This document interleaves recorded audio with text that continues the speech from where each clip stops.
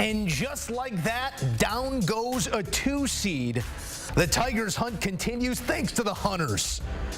Chase Hunter with a clutch bucket in one of the final possessions as he goes up and under +1, made his throw, and then back at the other end, after a bucket in response from Arizona, it's going to be the other Hunter, the younger brother, Dylan Hunter, to the rack +1. Now, wouldn't make his throw, but the deed was done. Clemson, just about from start to finish, takes care of an Arizona squad that seemed out of sorts for large swaths of this one, highlighted by Caleb Love's performance from three-point range. 0 of 9 from downtown. The prize transfer season comes to a close here as Arizona again falls to a lesser seed in Clemson, the 6th seed playing on 77-72. Joining us now with their thoughts, Adam Finkelstein to my left, Chip Patterson joining as well. Gentlemen, we sort of laid out the path to victory for Clemson, and they checked the box, checked the box, checked the box, did exactly what was needed to take care of this Arizona team. What stood out to you most? I got to talk about the last minute of the game because Clemson gave themselves a chance to win, and then what happened is Arizona had 3 consecutive defensive breakdowns. So you can talk about a lot of things. Clemson did a lot of things well. Arizona did not make shots, number one, but they still had a chance to win. Down the stretch of the game, they give up a layup on an out-of-bounds under. Then the crucial play to give up that and one right after the layup. So the 2 Hunters give them 3 layups on the last 3 possessions of the game. That is just going to drive Tommy Lloyd nuts because remember, this is a great defensive team. Top 10 in the country normally, but just did not connect. It shows you what the pressure of this tournament can do because these kids did not respond defensively in those critical moments. That's a great point about the pressure in this moment because from opening tip, Chip, there looked to be moments where Arizona was largely out of sorts, whether it was their structure, their execution. This did not look like the Arizona team we have come to know over this last 6 or so weeks. Were you surprised at all? I hate to ask about your visceral reaction to it, but this feels like the way things end for Arizona far too often. Were you surprised that this was the moment where it came apart? Yes, and probably because I was disrespecting Brad Brownell, because Brad Brownell outcoached Tommy Lloyd in this game. Clemson's head coach, who has lived much of his career as the Tigers head coach on the hot seat, now all of a sudden finds himself in the Elite Eight and probably now is going to have a statue outside of Little John Coliseum. Look, coming out of timeouts, all the execution was flawless. You saw the way that they were mentally prepared. So whether it's the X's and O's, whether it's the vibes and the mental side of this, Clemson was more dialed in, more focused, made less mistakes. And even though they went like 5 minutes without a single field goal in the second half of this game, key minutes in this game, and even though they were outscored by Arizona by 6 in the first 5 minutes of the second half, places where you expect things to be different, I thought he had an excellent plan with the way that he used his versatile lineup to stretch Arizona's defense out. Adam mentioned how on the season this is a group that is really efficient. A lot of that is because of what they're able to do, yes, on the perimeter, but of course inside with Omar Ballo. And finally on the shot making side of this, 18% from behind the arc for Arizona. On the season, they are 37%.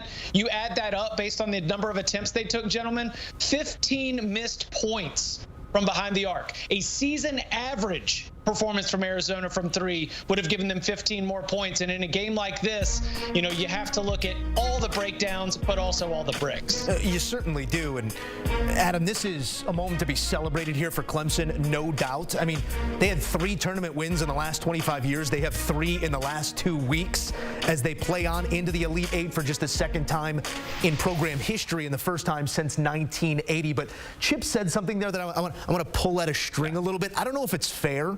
Is it an unfair characterization of what we're looking at in terms of Tommy Lloyd right now? I mean, 3 seasons, they've lost to a seed 4 seeds or worse than their given seed. I know it's a little convoluted in that they're losing to teams worse than them in the tournament. Is this a problem, or is this just a specific framing of these sets of facts? It's the reality of coaching at the highest level in college basketball. When you're a college basketball coach, it's actually harder to have sustained excellence during the course of the regular season because it's a larger sample size. In the NCAA tournament, there's more room for variability. But unfortunately, when stuff like this happens, this is what you are judged by. Just ask Matt Painter.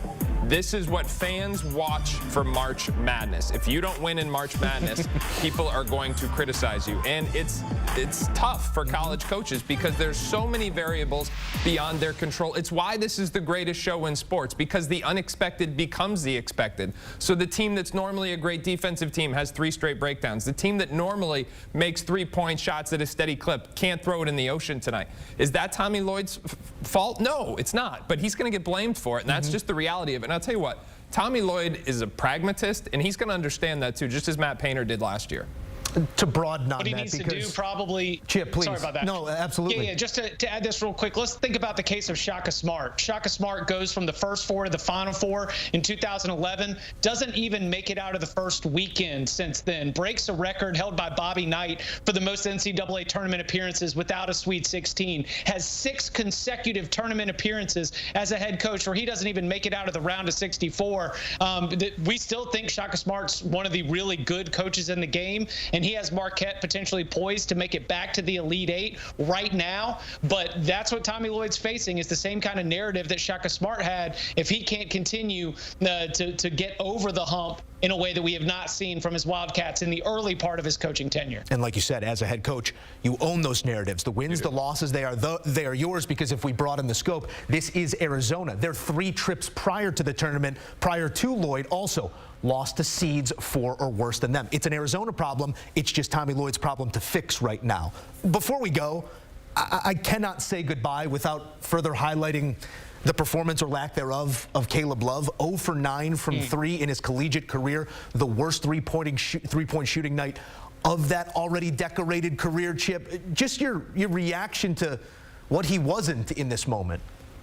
Yeah, the ceiling and the floor are miles apart for Caleb Love, and to get this performance in this spot, I think is probably wildly disappointing. I mean, Caleb Love was the Pac-12 Player of the Year. The split with North Carolina was largely viewed as a win-win, where both sides came out on top.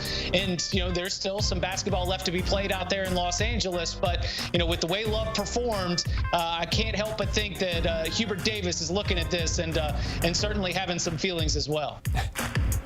Well, the last time this Clemson team went to the Elite 8 was Larry Nance leading the way. Not Junior, Larry Nance leading the way. Took down Danny Ainge in the Sweet 16. How sweet it is as they are now elite. Clemson playing on after beating Arizona. What a moment here as we play on CBS Sports HQ. We'll take you straight to the site. After a quick break, reaction from Cameron Salerno inside the building. The ins and outs inside of it all. Clemson playing on.